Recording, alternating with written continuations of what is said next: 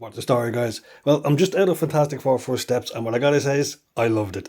I have to admit, I was a little bit trepidatious about this one because Marvel have not been firing on all cylinders for the last while.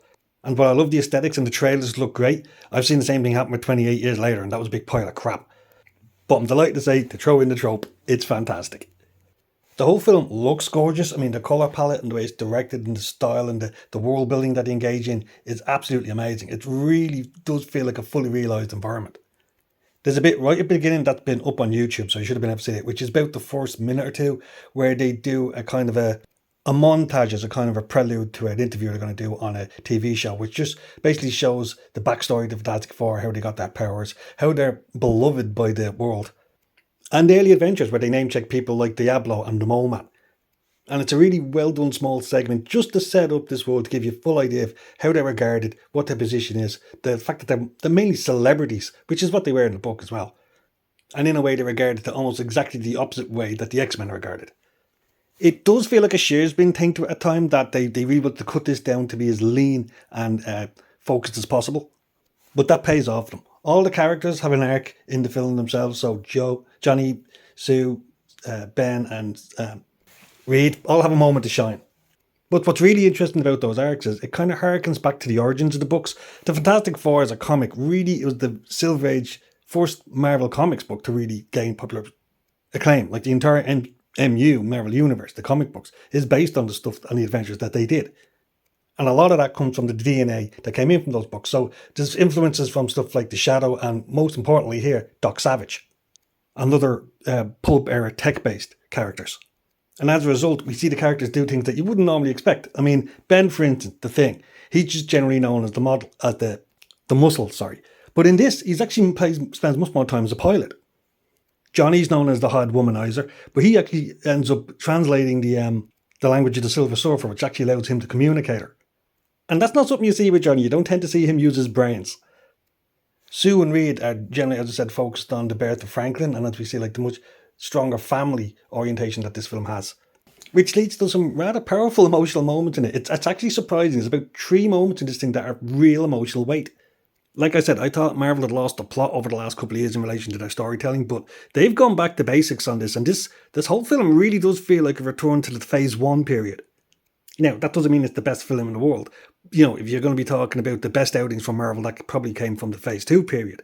But Phase 1, where you had the grounding of the entire MCU, was a really solid period of time. And this feels like a good introduction to the whole Fantastic Four universe of characters. And it really does feel like it would sit well in there with Captain America First Avenger, to be honest with you. That's probably the closest tonally that you're going to get. You have a good, solid sci-fi superhero actioner in here, tied in with a wonderful sense of alternative world building. So in the same way that Captain America had those World War II steampunk style super weapons that Arnim Zoll was building, you've got the World of the Fantastic Four, which has been based on mainly the work from the Future Foundation, which is, you know, an offshoot of the Fantastic Four themselves and their enterprises, and explains all the futuristic retro technology they have going on. I'm going to keep this spoiler free because I really just want to affirm that this is actually a good film that's worth going to see. Because there's an awful lot of mixed messages going out there at the moment. But if you like I said, Captain America the First Avenger, if you like Thor 1, I think you're going to love this. It really is a character piece on the 4 ensemble cast members. If you're a sci-fi fan, you're going to love the visuals because it looks absolutely beautiful. There's some great dramatic and emotional parts of it. And all in all, it's a wonderful self-contained film. You literally don't need to know anything else about the MCU. You could just walk in and see this film, have a great time and come home very happy. The obvious comparison right now is Superman, because that came out a couple of weeks ago. I think this is better than Superman. I think it's a much better story. I think it's better structured. I think the stakes are more realised and more dramatic. And I think it's got a more profoundly emotional core to it. It's just a more coherent film.